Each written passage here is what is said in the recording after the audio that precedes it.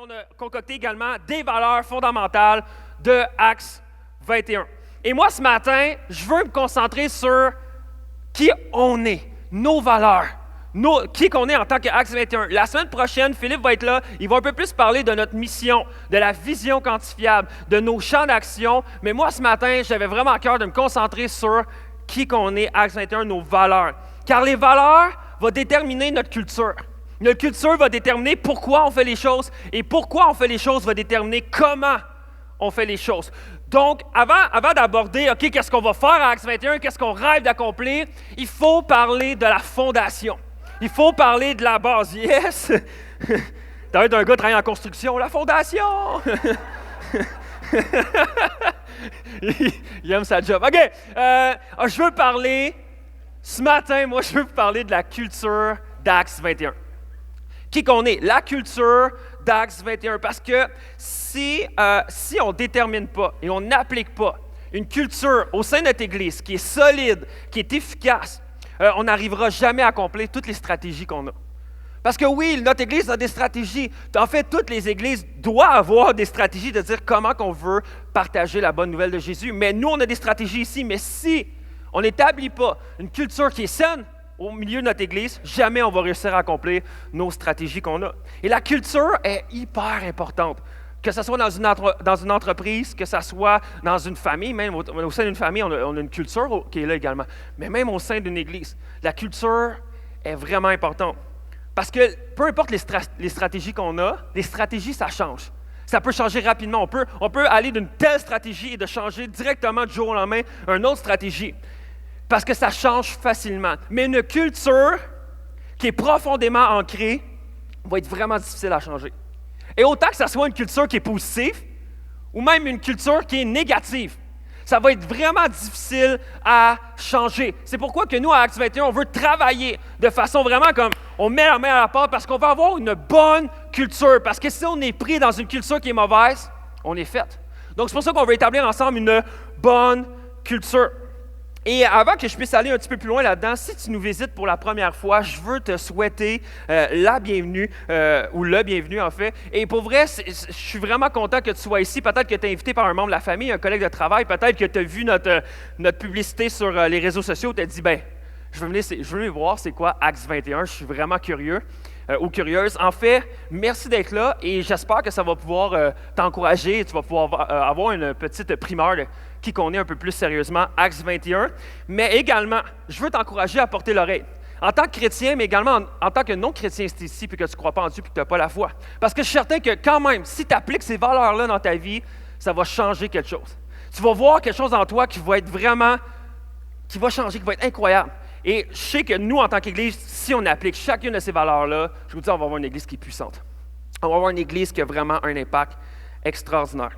Avant qu'on regarde ensemble à nos 7 valeurs, je veux qu'on aille ensemble dans la base de qu'est-ce que c'est Acts 21.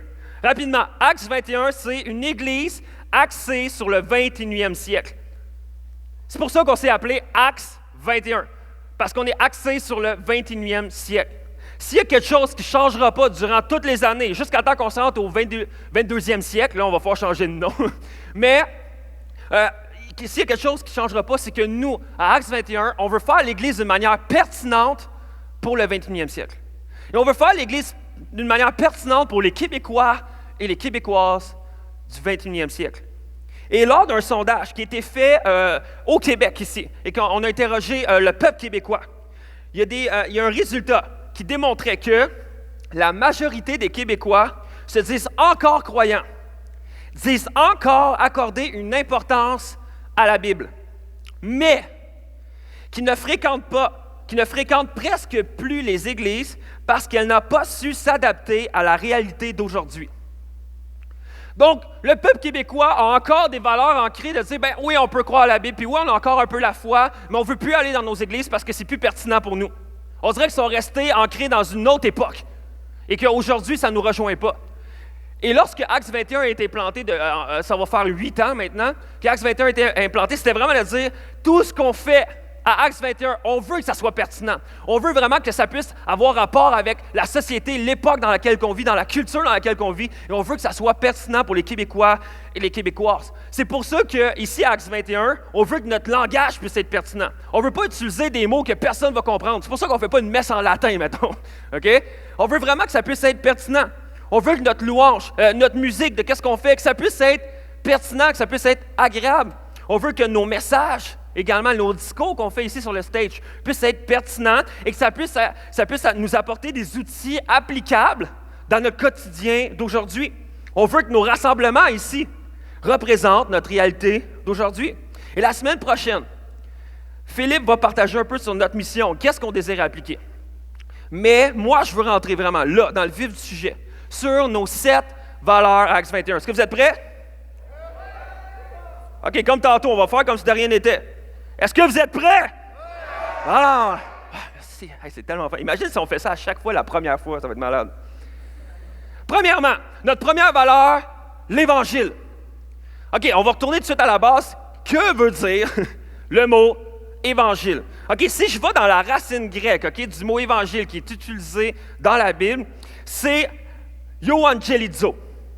Pas pire, hein? Euangelizo, OK? Le EU, OK, le yo, si on veut, représente bon. Angelizo représente message. Donc, c'est comme un bon message, ou comme on l'aime l'appeler également, qui est traduit d'une autre manière, c'est une bonne nouvelle. Donc, lorsqu'on parle de l'Évangile, on est en train de dire, on parle d'une bonne nouvelle. Et c'est quoi la bonne nouvelle? La bonne nouvelle, on voit dans Romains 5,8, ça nous dit, « Mais voici comment Dieu prouve son amour envers nous. Alors que nous étions des pécheurs, Christ est mort pour nous. » Ça, c'est l'Évangile. Et là, je veux te l'expliquer encore d'une meilleure manière. Et je lisais dernièrement un livre de Tim Keller. C'est un pasteur puis un théologien vraiment là, de notre époque. C'est un des plus grands théologiens de notre époque. Et voici ce qu'il dit sur l'Évangile.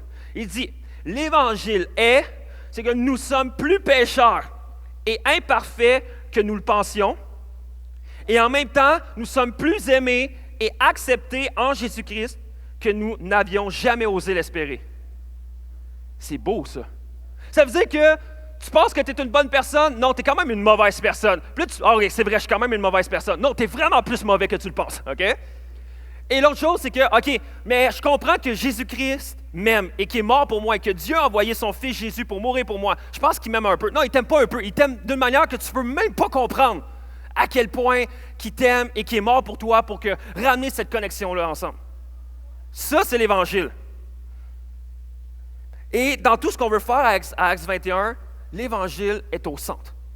Il n'y a rien qu'on ne veut pas faire à Acts 21. Peu importe, à chaque fois qu'on veut faire quelque chose, on a une stratégie, on se dit, OK, est-ce que ça répond à l'Évangile? Est-ce qu'on peut appliquer l'Évangile là-dedans? Si l'Évangile ne peut pas être à la lumière de ce qu'on fait, on ne le fait pas.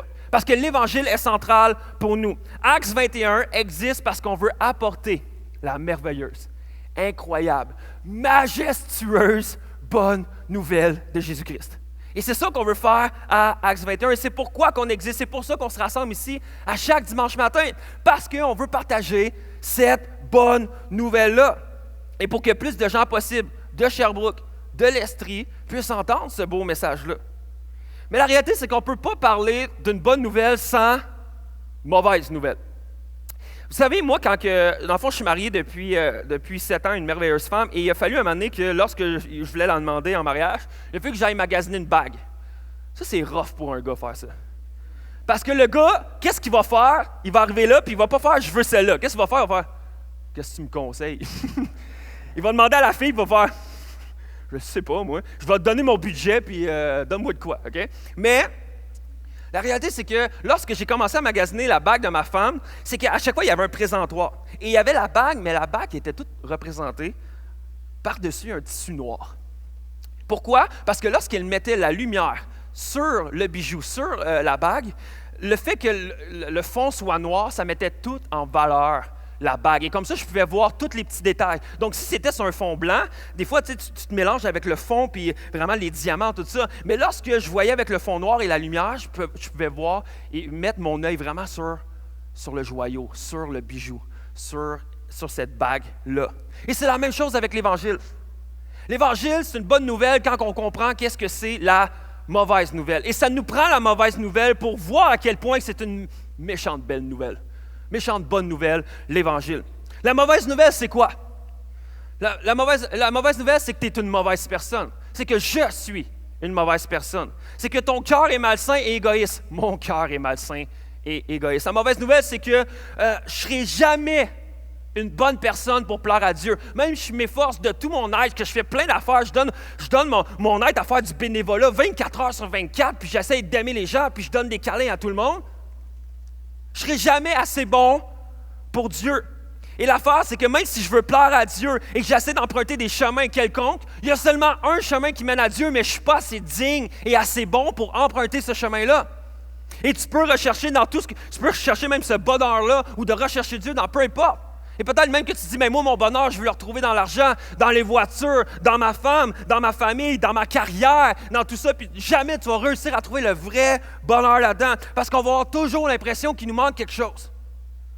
Mais la bonne nouvelle, c'est que dans mon égocentrisme, dans mon péché, dans ma méchanceté, Dieu a regardé à moi, Dieu a regardé à vous, puis il a fait, je ne veux pas te laisser là.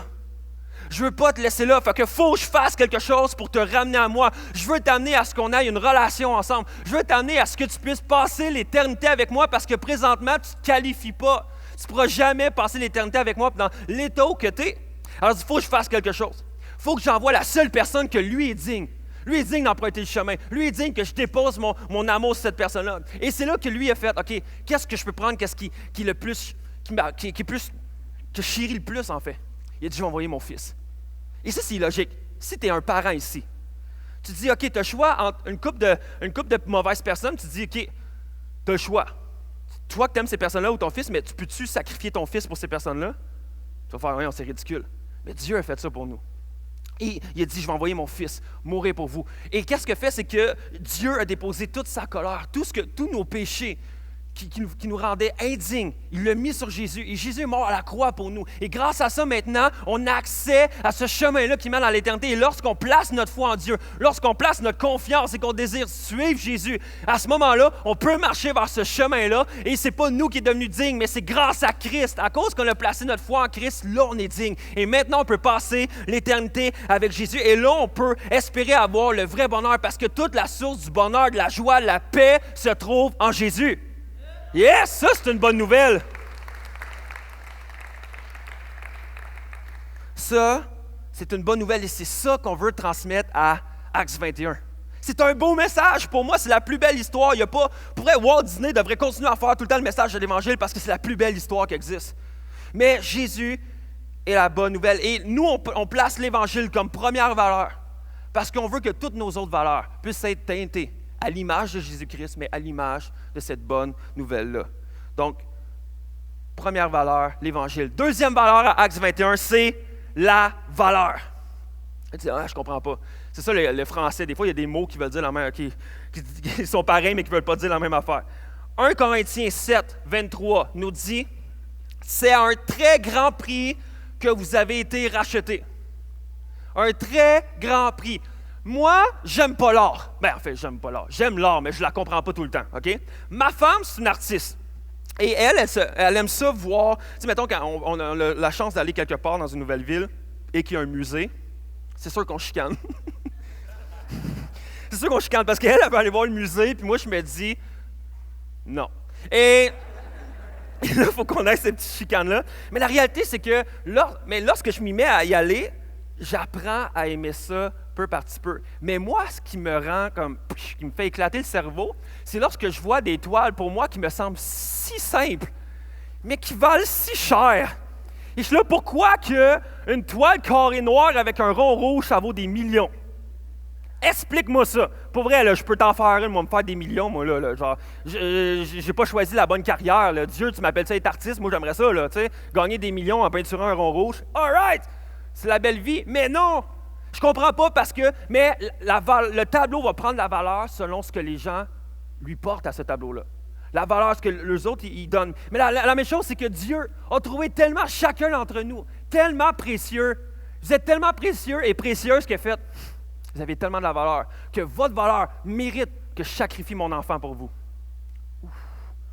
Ça, c'est de la valeur. Et Dieu a fait que je veux échanger la vie de mon fils pour avoir votre vie à toi, ta vie à toi. Et je veux vraiment qu'on puisse connecter ensemble. Et lui, il a sacrifié ce qu'il y avait de plus de la valeur. Donc, pour Dieu, tu as une immense, extraordinaire valeur. Alors, qui suis-je? Moi, Jasmin, pour ne pas t'accorder de la valeur.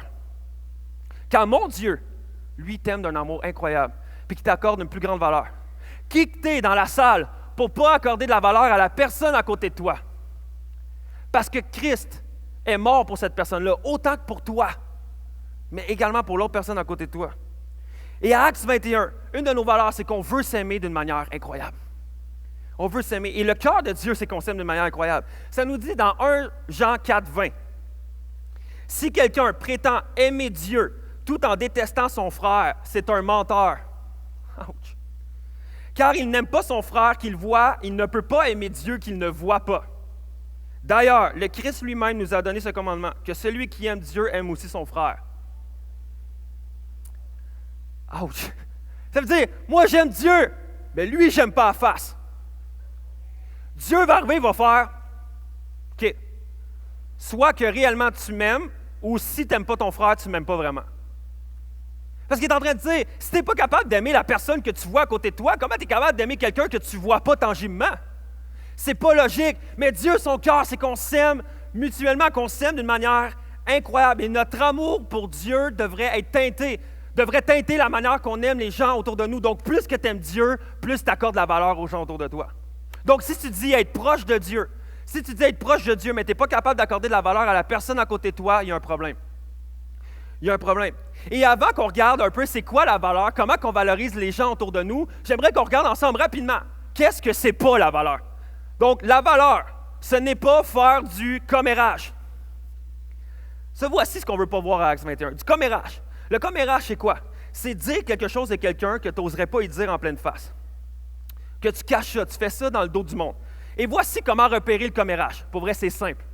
Ça commence toujours par « As-tu entendu ça, toi? » Puis là, blablabla. Ou « Savais-tu que telle personne a fait... » On m'a dit que... Ah, ça, les « on m'a dit que », là. Ça veut rien dire, parce que tu n'es même pas sûr de ce qui se passe, mais on te le dit. Fait que faut que tu trouves le moyen de le dire à quelqu'un. C'est malsain.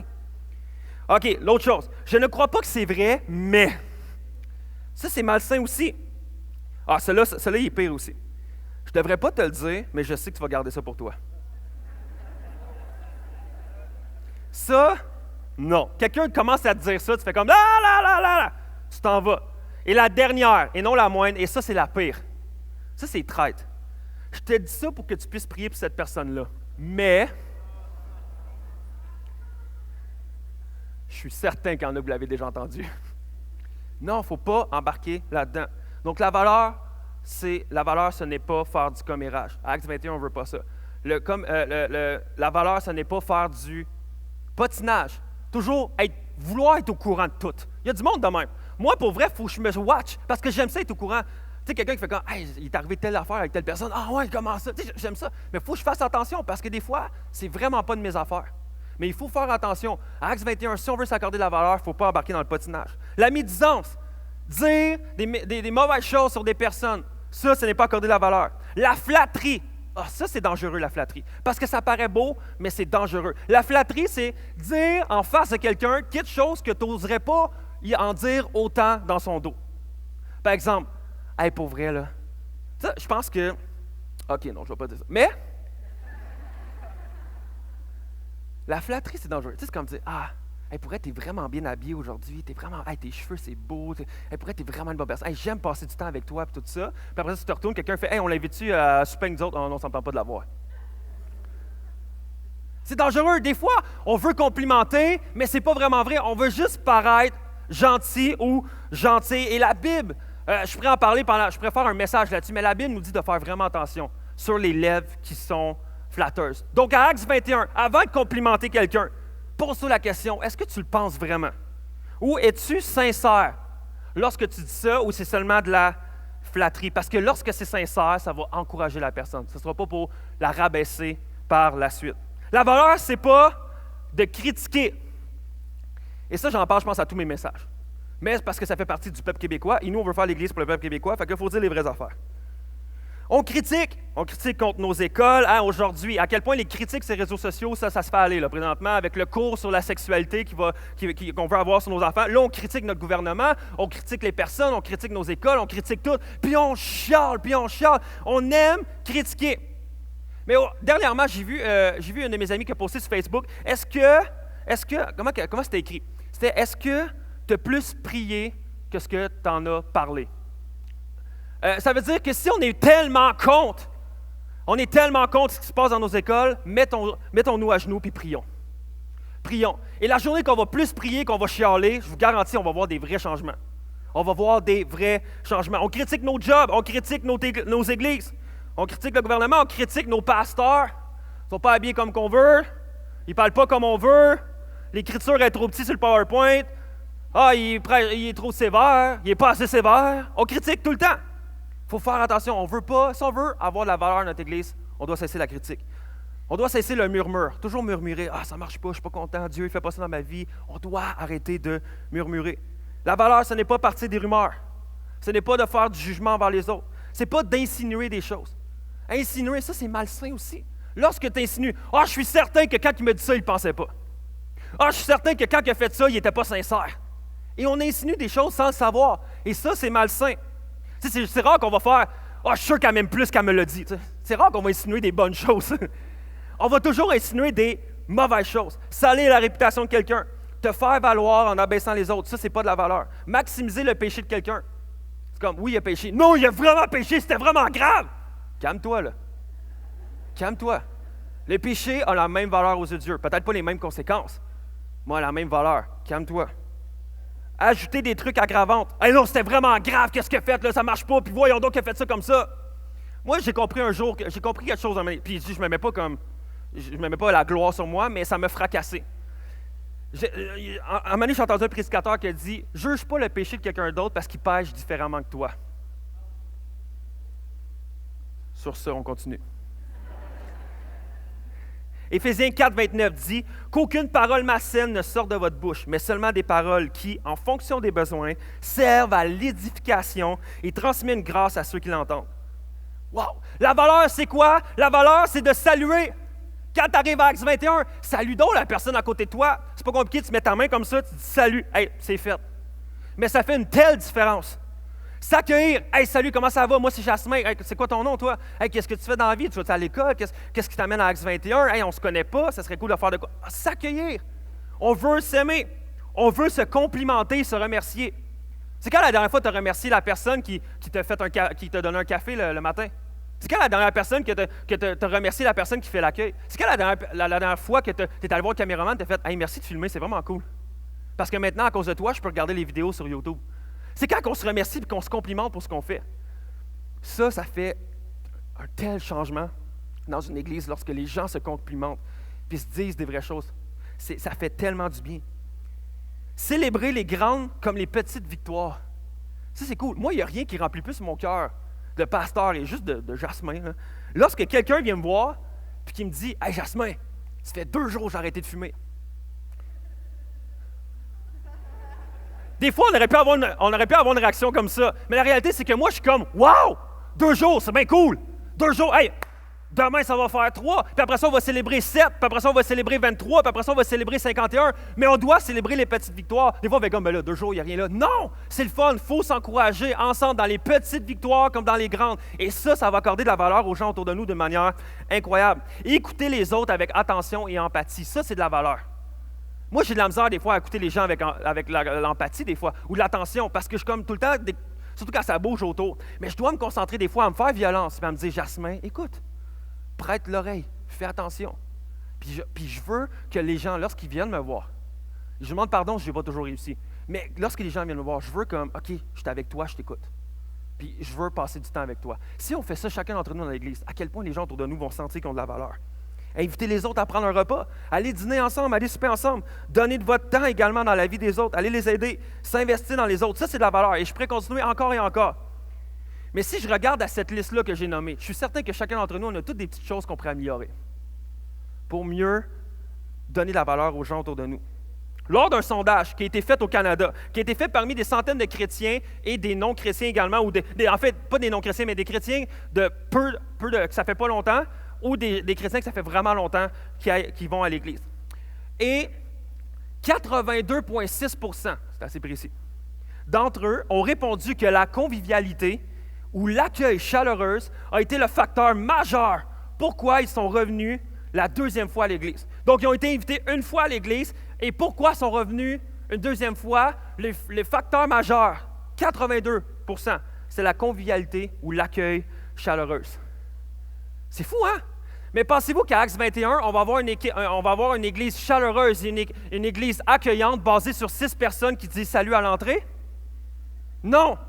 Ça doit être une culture au sein de notre église. Donc, si on veut que les gens veulent revenir une deuxième, une troisième fois, on doit établir cette culture-là de l'accueil, de se promener, puis dire salut, comment ça va? Pas obligé des fois de toujours faire une conversation, mais juste un petit salut, comment ça va? Je suis content de te voir. Ça fait une différence tellement incroyable. Ça fait une différence incroyable. Et on veut s'aimer. On veut considérer les gens autour de nous. Et on veut également que ça fasse partie au sein de notre Église, mais à l'extérieur de l'Église. Moi, j'ai à cœur d'entendre que ça peut être dans nos familles, dans nos écoles, nos voisinages, à l'épicerie, peu importe, dans un restaurant où on va, puis que les gens se disent, à chaque fois que je rencontre quelqu'un de Acts 21, je comprends pas, mais je me sentais tellement valorisé, je me sentais aimé, je me sentais comme apprécié. Moi, je veux que Acts 21 puisse être reconnu comme une église à l'intérieur qui s'aime, mais à l'extérieur également.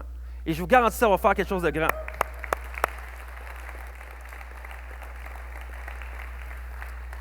Troisième valeur, le courage. Le courage fait partie des valeurs fondamentales d'Acts 21. Si on veut construire une église efficace pour le royaume de Dieu, on a besoin de courage. Et voici dans quoi l'église Acts 21 a besoin d'être courageuse. C'était pas le temps, mais good job, man. 1. La proclamation de la bonne nouvelle. La proclamation de la bonne nouvelle. À Acts 21, on a besoin d'être courageux pour proclamer la bonne nouvelle. C'est pas toujours facile, c'est pas toujours si simple. On doit être une église qui n'a pas peur de dire les vraies choses sur ce stage-là ici. Mais on doit être une église qui a besoin d'être courageuse de dire les vraies choses aussi à l'extérieur de l'église. Mais on veut ici proclamer la bonne nouvelle sans rien enlever à la parole de Dieu. Être pertinent pour le 21e siècle, ça ne veut pas dire de rendre plus beau le message de l'Évangile. Le message de l'Évangile est déjà beau. Mais on a juste besoin de l'apporter d'une manière pertinente. Donc, si la Bible a dit que c'est blanc, à Acts 21, on va dire que c'est blanc.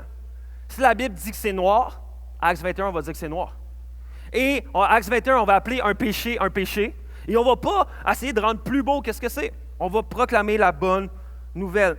Et avoir le courage. À Acts 21, on veut avoir le courage de se tenir debout pour nos valeurs et nos convictions. Même quand ce n'est pas populaire. Même quand ce n'est pas populaire de proclamer encore à Acts 21 une bonne structure d'un mariage. On veut le faire, on veut rester courageux. Ou de proclamer l'abstinence avant le mariage. Pas très populaire, ça, aujourd'hui, au 21e siècle, mais on veut se tenir pour nos convictions. Ou encore de proclamer que c'est malsain de se rendre esclave de l'alcool, de la drogue ou même de la nourriture. On veut se tenir debout pour ça. Oser parler des vrais dangers de la pornographie. Et je pourrais enchaîner encore et encore et encore. Mais on a besoin d'être courageux pour nos valeurs à Acts 21. Mais on veut avoir également le courage de proclamer la bonne nouvelle à l'extérieur. Ça prend du courage. Peu importe. Et Sébastien l'a mentionné la semaine dernière. Et si vous n'étiez pas là, je veux vous encourager à aller voir le message de Sébastien. C'était tellement bon. Mais, comme Sébastien l'a mentionné, lorsqu'on donne notre vie à Dieu, qu'on est chrétien ou chrétienne, on doit rester intègre vis-à-vis de notre identité. Notre identité, ça veut dire que si on croit vraiment en Jésus, ça veut dire qu'on a tous une mission commune. C'est de faire des nations des disciples. Donc, on doit être courageux et courageuse pour oser proclamer la bonne nouvelle à l'extérieur des murs de l'Église, dans notre travail, dans notre famille, à l'école, peu importe. Mais on sait qu'à Acts 21, qu'on ne peut pas avoir ce courage-là si on ne se positionne pas vraiment dans l'Évangile et que notre force de proclamer la bonne nouvelle ne va pas venir seulement de notre cœur, mais devenir de Dieu qui nous donne la force également. Et ça, c'est la bonne nouvelle. On a besoin de courage. On a besoin de courage également, pourquoi? Pour innover. Parce que c'est facile d'apprécier ce qu'on a et de rester stagne dans notre manière de faire l'Église. Et c'est un danger également. Mais nous, à Acts 21, comme on l'a dit, on veut rester pertinent. On veut rester actuel, continuellement. Ça veut dire que s'il faut qu'on fasse de la musique électro, on va le faire. Ça veut dire que si la musique country revient à mode, on va en faire. Ça veut dire que s'il faut qu'on mette des lumières, on va en mettre. S'il faut qu'on enlève les lumières, on va les enlever. Ça veut dire que si ma prédication, mes messages ici, à moi ou à Philippe, deviennent plus pertinents pour les Québécois ou pour Acts 21 et qu'on commence à être à côté de la traque, ben on va s'en aller, on va nous enlever puis on va mettre des nouveaux pasteurs afin que eux, ça devienne pertinent pour ça. Allez, c'est méchant un peu, là. Yes! Mais pour vrai, ça peut sembler comme, pour vrai, pour moi, c'est pas une job qui est importante, OK? Ben, en voulant dire, oui, c'est important, mais en voulant dire, pour moi, qu'est-ce qui est plus important, c'est d'annoncer l'Évangile d'une bonne manière, que ça reste pertinent. Fait que s'il y a quelqu'un qui est pour le faire mieux que moi et qui peut servir l'Église de meilleure manière, mais qu'il y aille. Parce que pour moi, le message de l'Évangile et Acts 21, que ça puisse être pertinent pour le 21e siècle et pour le Sherbrooke est beaucoup plus important que moi, ma job ici qui me donne un salaire et de la nourriture. Parce que je vais m'en trouver un autre job. Mais pour moi, le message de l'Évangile, et je sais que c'est le cœur de toute l'équipe, continuellement dans les staffs, on se dit, s'il faut trouver quelqu'un d'autre, on va le faire. Je peux me tasser. Et c'est des discours qu'on a. Et ça, c'est tellement bon. Parce que tu le sais que pour nous, notre travail ou l'Église, ce n'est pas une idole. Mais Dieu, on veut vraiment le servir d'une manière efficace. Et il y a quelque chose que je me suis dit d'une manière solide dans ma tête. Et j'essaie de me le rappeler, parce que c'est difficile d'embarquer ailleurs. Mais je me suis toujours dit, je veux en fait me le dire toujours, l'Église n'existe pas pour moi, mais existe pour le monde. Donc, est-ce que lorsque je veux servir Dieu, est-ce que, là, en fait, lorsque je veux être dans l'Église, est-ce que c'est pour mes propres besoins, puis je veux me sentir, moi, comme, me sens aimé, je me sens rassasié, je veux que l'Église soit comme moi, ou je veux que l'Église soit là pour mieux servir, c'est plus efficace, mieux pertinente pour le 21e siècle, et l'Église n'est pas faite pour moi. Et ça, c'est important. 4e valeur. Vous êtes toujours là? Je sais que ça va vite, je sais qu'on a beaucoup de stock, mais c'est ça, Acts 21. Notre 4e valeur, la persévérance. Les plus beaux, les plus grands changements ne se produisent pas du jour au lendemain, mais sur une longue période de temps. Plusieurs projets requièrent du dévouement et de l'acharnement. Et je sais que si, à Acts 21, on rêve d'être une église qui va être pertinente et qui va être efficace, donc on doit être tenace et on doit persévérer à accomplir notre mission. Et la réalité, c'est qu'on est sûrement présentement dans une époque où l'abandon, le manque de patience, les changements rapides est à son comble. Ça va vite. C'est fou comment, de nos jours, les gens ont de la misère à commencer de quoi, puis à le finir. Moi, j'en fais partie. Je m'ouvre à vous, OK? Voici dans la dernière année, c'est que j'ai commencé, mais que je n'ai pas fini. L'écriture d'un livre, un projet pour faire des vidéos sur Internet, partir ma propre marque de vêtements, un cours de guitare en ligne, 121 livres, un abonnement au gym, formation en ligne de studio de musique, formation en ligne de photographie, formation en ligne sur comment partir ta compagnie, formation en ligne sur comment commencer quelque chose et de finir, puis je ne l'ai pas fini. Et je suis certain que je ne suis pas le seul à être là-dedans. Je ne suis pas le seul à vouloir des fois commencer quelque chose, en fait, puis pas vouloir le finir. Et la réalité, c'est que j'ai perdu vraiment mon temps. J'ai vraiment perdu mon temps parce que j'aurais pu être efficace pour une affaire, ou 2 ou 3 affaires. Mais je suis tellement mis la tête dans plein d'affaires, c'est que ça finit que je n'ai rien accompli parce que je ne les ai pas finis. Et à quel point que ça aurait été encore plus efficace, j'aurais été bon et j'aurais commencé quelque chose et je l'aurais fini. Mais présentement, je veux juste vous dire, guys, en fait, je veux juste prendre 1 minute de mon temps pour remercier la génération des baby boomers. Pour vrai. Parce que pour nous, pour ma génération et la plus jeune, vous êtes tellement une source de courage et de persévérance qui inspire. Et vous êtes tellement des modèles pour nous. Fait que j'aimerais ça vraiment qu'on puisse donner une bonne main d'applaudissement.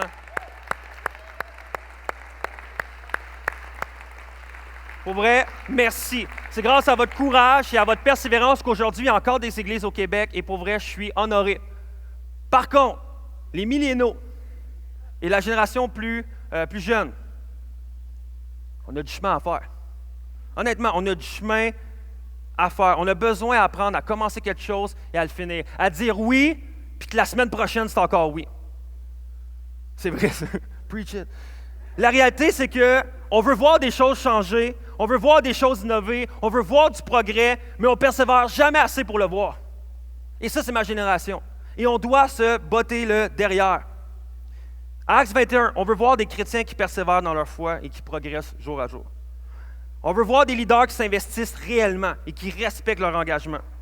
On veut voir des groupes connexion qui durent, qui persévèrent, même quand c'est difficile, même quand on est fatigué, même quand il pleut.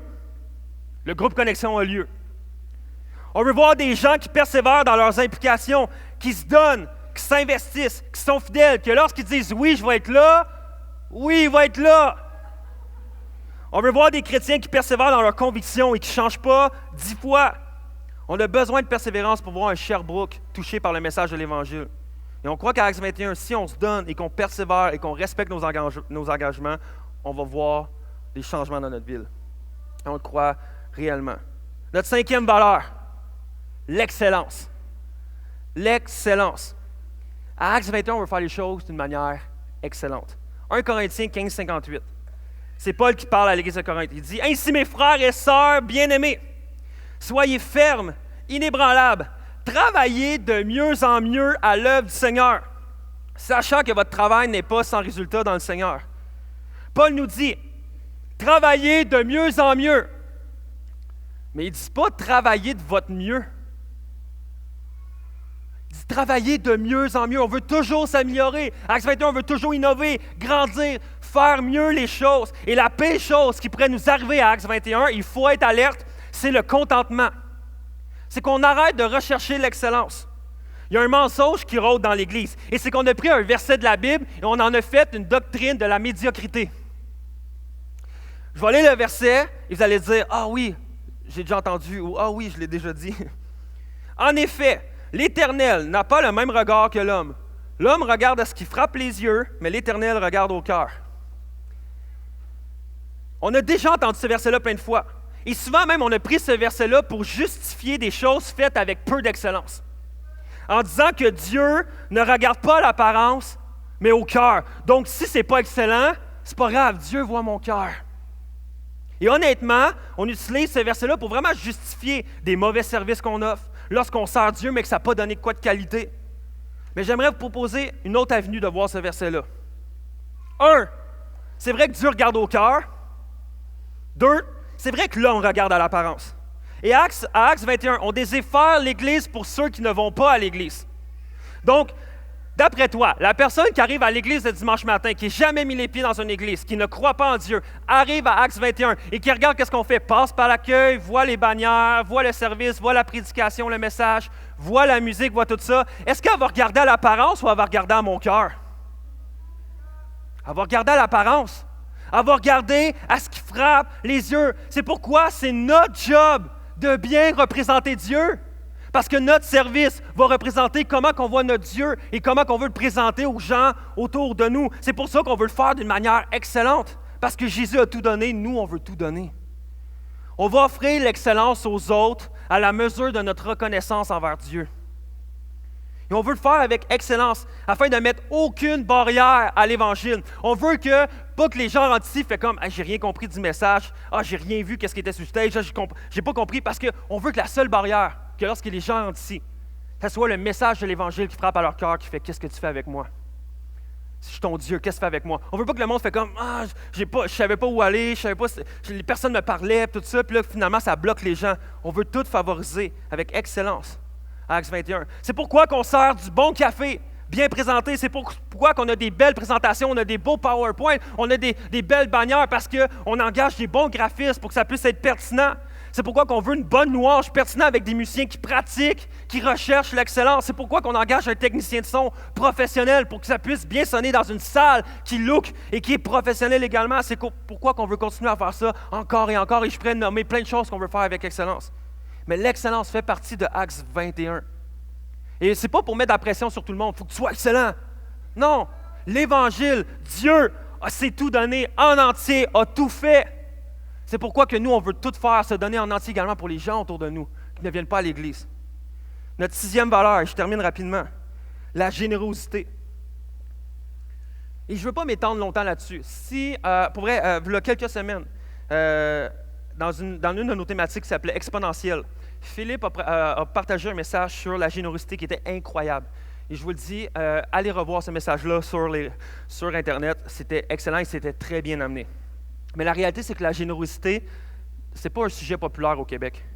Un sondage mené cette année par l'Institut Mallet montre que seulement 25% des Québécois donnent de l'argent à un organisme caritatif.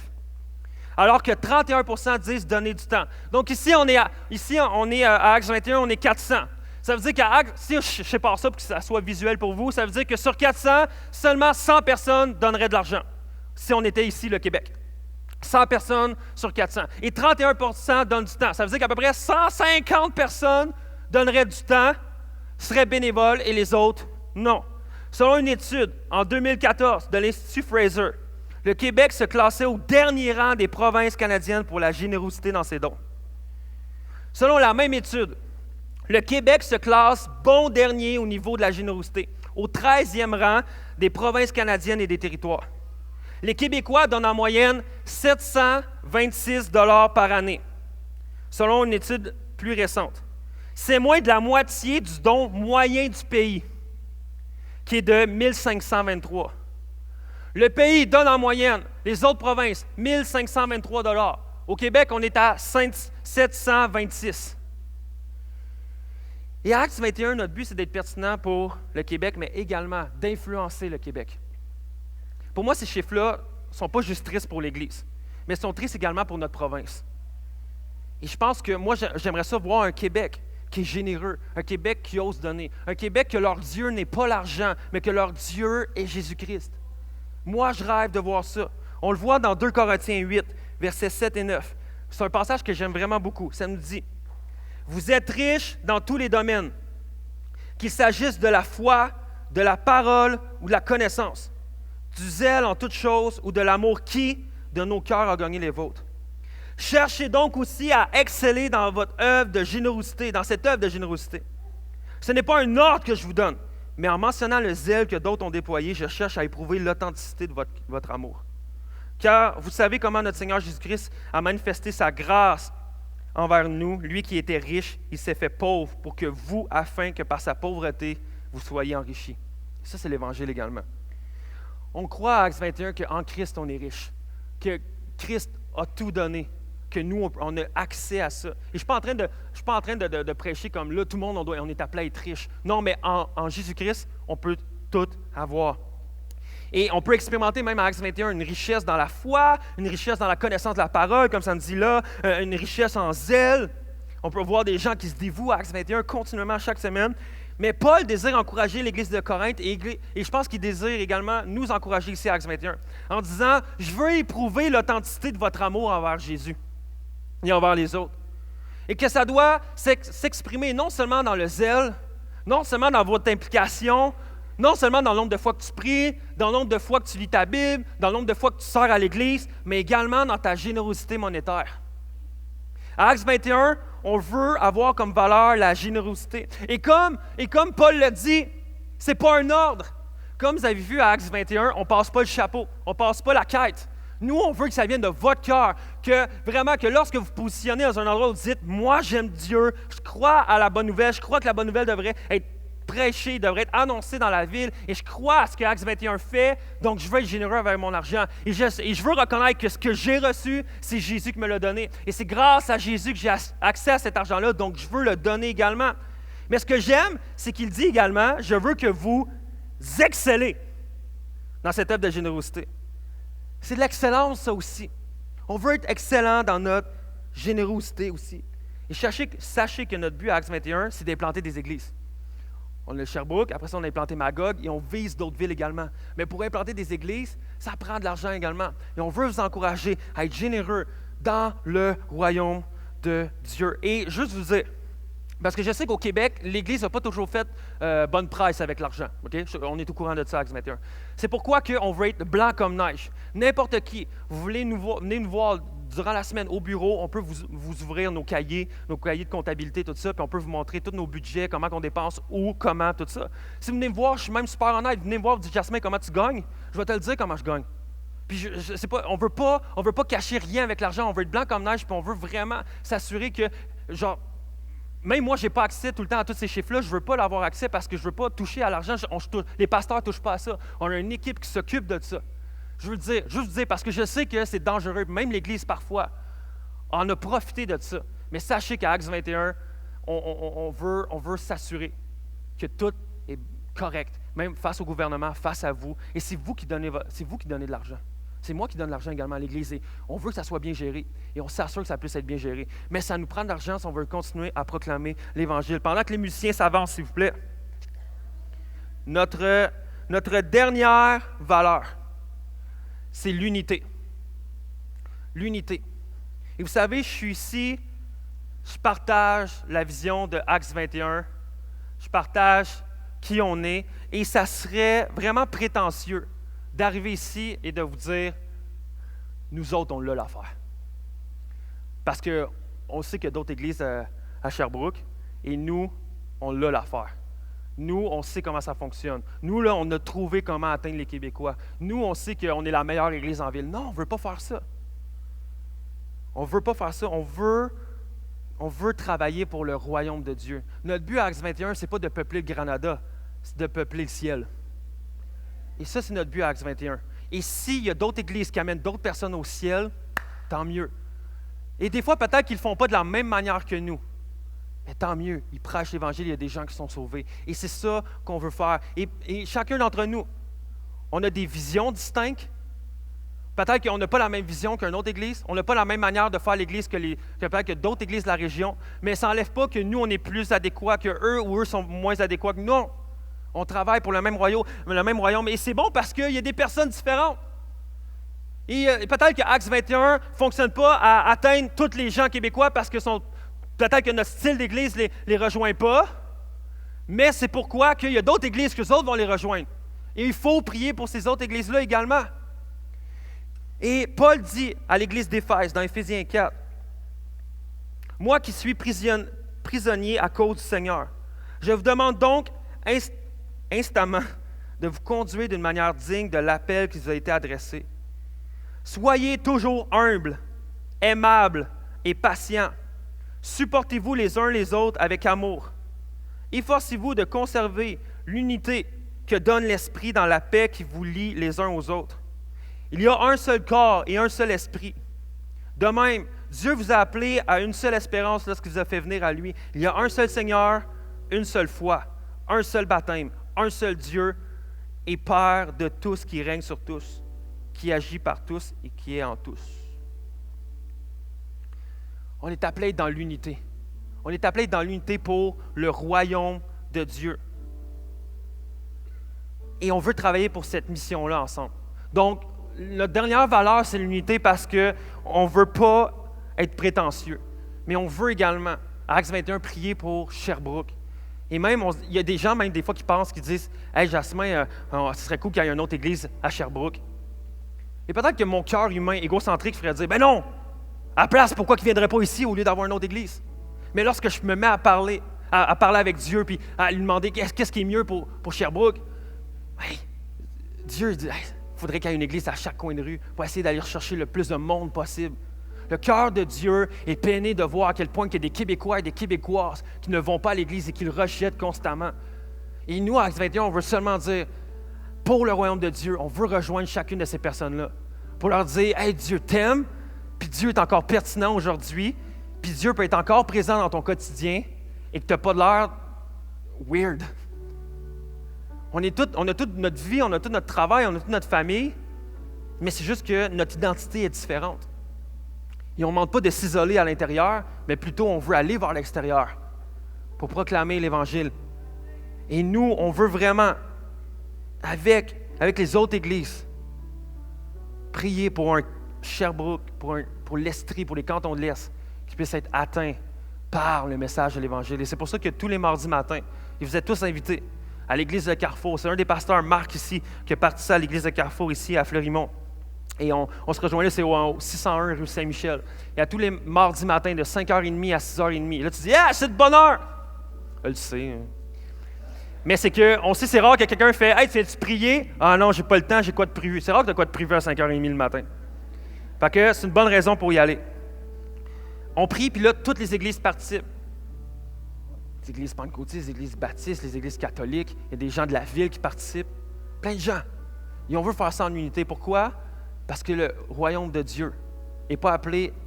Le royaume de Dieu, ce n'est pas Acts 21. C'est l'Église de Jésus. Et on veut proclamer, on veut faire l'Église pour l'Église de Jésus.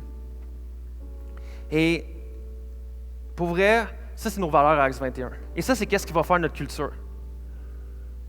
Et la semaine prochaine, Philippe va vous partager tout ce qu'on veut accomplir, toute notre vision quantifiable. Mais j'aimerais ça que la semaine prochaine, lorsqu'on va regarder ces chiffres-là, lorsqu'on va regarder cette vision-là, j'aimerais ça qu'ensemble, on se dise, OK, comment je peux appliquer ça? Comment on va réussir à faire ça en tant qu'Église? Mais toujours en gardant nos valeurs fondamentales. Et je vous le dis, si on garde ces valeurs-là au sein de notre Église, si on partage l'Évangile et l'Évangile reste au centre, si on se donne la valeur les uns aux autres, si on garde courage et on fait les choses avec courage et ténacité, si on persévère continuellement, si on recherche l'excellence et si on est généreux et on maintient l'unité, je vous garantis qu'il va se passer de grandes choses. Et j'aimerais ça qu'on prie pour que Dieu puisse vous motiver. Peut-être que tu es ici ce matin et tu te dis, ça me fait du bien de me faire dire ça, de savoir, OK, Acts 21, c'est pourquoi qu'on fait les choses et vers qui qu'on le fait. Et ça augmente ma foi, ça augmente mon zèle à vouloir travailler pour le royaume de Dieu. Peut-être que tu es ici et tu te dis, peut-être que tu ne crois pas en Dieu. Et j'ai parlé tantôt du beau message de l'Évangile. Et je veux t'encourager à placer ta foi en Jésus, à placer ta foi en ce Dieu-là qui veut connecter avec toi et qui veut être en relation avec toi et qui veut également te passer l'éternité avec toi. Et que tu ne passes pas l'éternité loin de lui, mais près de lui. Que tu sois destiné à passer ta vie avec lui. Et je vous dis, il y a plusieurs personnes qui ont pris cette décision-là et ça change une vie complètement. Et je veux vous encourager, si tu es ici ce matin, peut-être que tu n'es pas convaincu encore. Tu te dis, ouais, mais j'aimerais ça en avoir encore. Reviens la semaine prochaine. Viens la semaine prochaine, ça va être bon.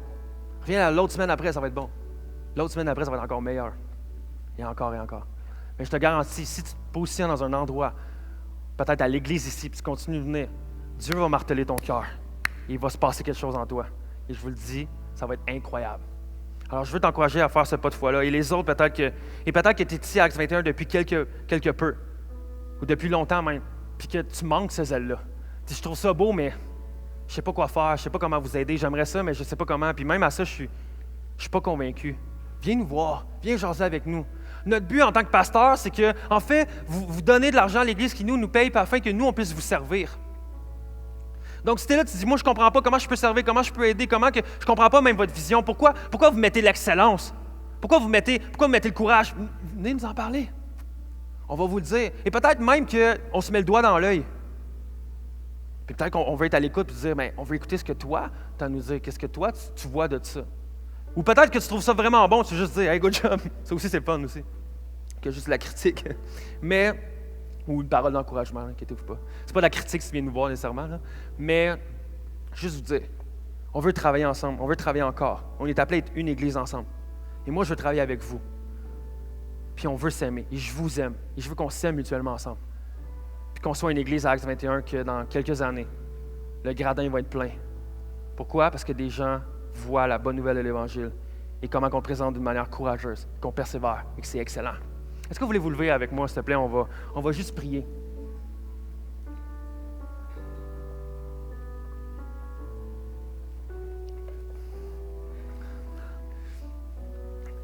Pour vrai, je ne sais pas s'il y en a que vous ne saviez pas, mais Acts 21, ça fait 8 ans qu'il est implanté. Ça fait 8 ans que Acts 21 œuvre afin qu'on puisse rejoindre des personnes qui ne croient pas en Dieu. Et c'est beau parce que ça a commencé avec quelques personnes, 20, 50, 80, et maintenant on est plus de 400 et on rejoint après ça comme des gens qui gravitent autour. On est à peu près peut-être 600, 800 qui viennent et qui gravitent autour d'Acts 21. C'est merveilleux! C'est incroyable! Avec une église qui est implantée ici avec quelques personnes et qu'aujourd'hui, même ce matin, on est plus de 400 personnes.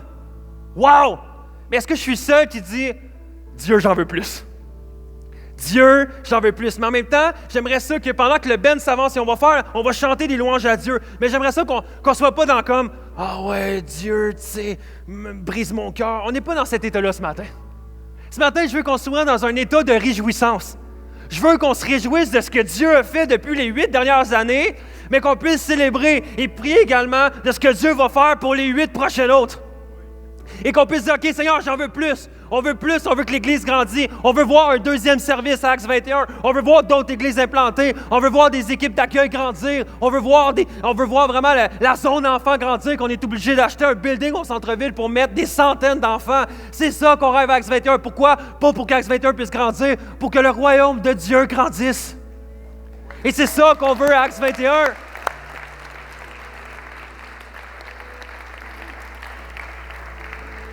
Alors, j'aimerais ça qu'on chante des louanges ensemble et qu'on puisse se réjouir. Et j'aimerais ça qu'on se donne. J'aimerais ça qu'on loue Dieu de tout notre cœur, qu'on fait « Merci Dieu, t'es tellement grand, t'es tellement merveilleux, t'es tellement bon, t'es tellement... Wow! On en veut plus et qu'on puisse se réjouir, que notre cœur puisse être dans la joie. » Parce que dans la Bible, ça nous dit...